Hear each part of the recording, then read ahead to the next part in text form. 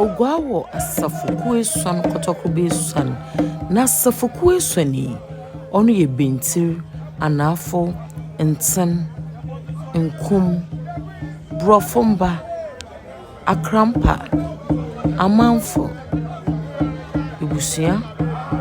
zama bube nyinara, iye Asafo kuesuana ofi Oguaa. Se oka na wotwe mawezi Oguaa fetu afasha.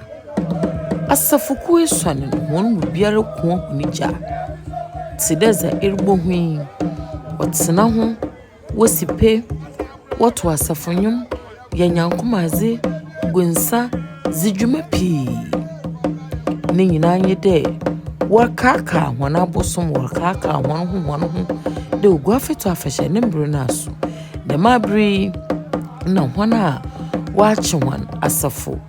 ahemfo afoforo no wozo won betena gya ho ebinum ehuruja ena monkombra eyedan ena ebo Asafo Oguaa. Oguaa yebo hena Asafo ewo eja afam emi amerikese maame nyanba meja neja iye Ntsin inti meja neja Robert Anan ono no ye Ntsin moboton orukwa ohye Ntsin fum ye gino ho yehu ma papa mfa no hanja Asafo mi pii nanso enemi minyim da mana na benyini ye Ntsin nyineze mi ye Ntsin na meja nuanom mmenyin mbesia nwonyina onam da hwani jaye kro no hwanyinara wo ye Ntsinafo damono na muhu da muso me ye Ntsin na Ntsinafo ana Asafo kuesuani nyinara wondom ihuma wagya ba bronyi bakade automatically ana so de modern bia mosi bia mofa bia woso iye Ntsin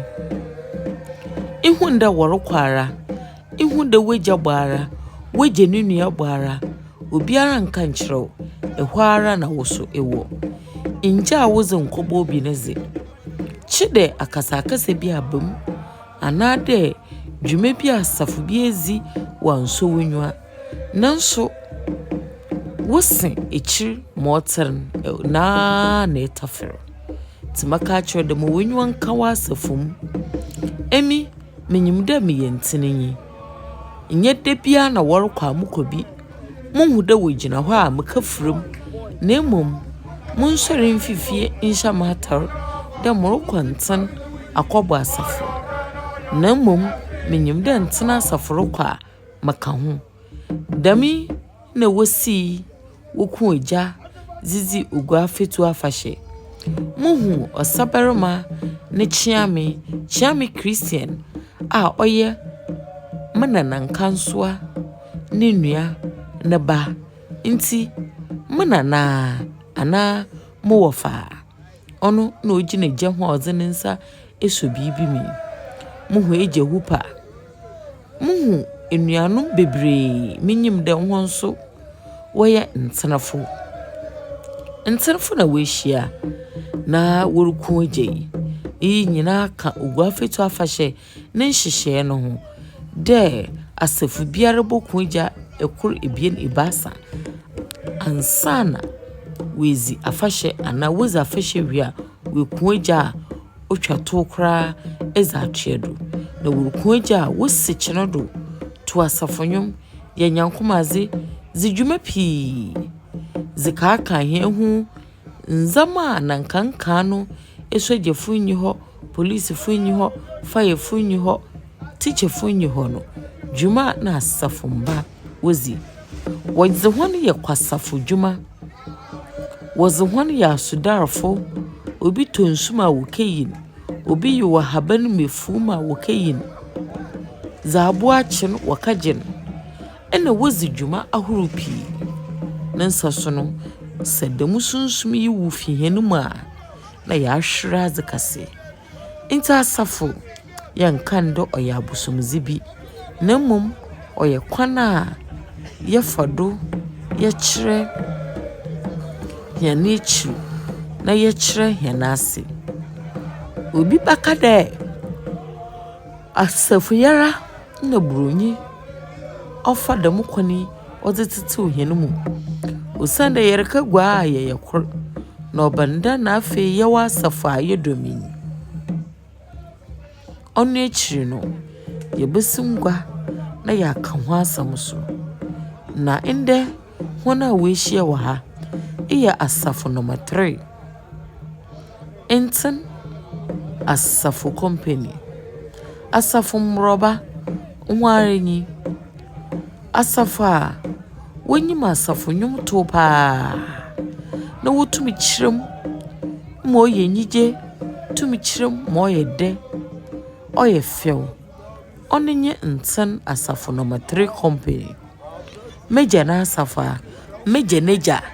neja nusu neja na Asafo a Asafo yi ohodedaw eboto a na domi bi hwehwa woze na mmom obi bakade emi meja onfi ha na mona na ofi gwai ntimi yedan na modom Asafo obi wo ho na adwene da ho a obodom na neja na Asafo onara nyene na Asafo awo ho kwandam de ebodom obi wo ho so a ne na neja nyare mfi gwai nso wabobo ne branyina wa ha Asafo ku ne yenede onu wara bohwe Asafo ku a wobo no ho mbozen wara bohwe Asafo ku a hona ho kaka wo so na adomi bi na mom kai de se bodom Asafo biara hwehwe wogya na Asafo na dom ne nhyira no ba obobudo iya Ntsin Asafo No3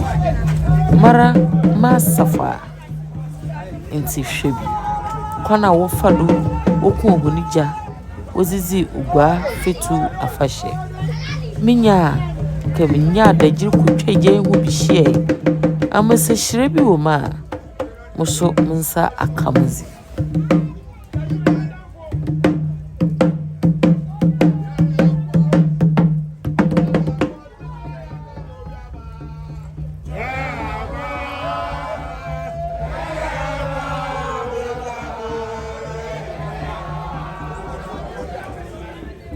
Asafo nyuma wetu wasentane yeye yakwa mobi abehye henanenim yeye yakwa mobi abehye henanenim ni nyinara buru bese was a psych one ho was a catcher one day prom ntwada nyipa biara sunyi ho a obata ase kese wi yebokọ mebinum so aba nti yere ya akire ho na worban amanye ne yebokọ na ho nso za dwuma yerizi wonso wa ashase Ntsin henesi wenyim onenyi ihen esikare kwene mu Ntsin Asafo No3 company onwani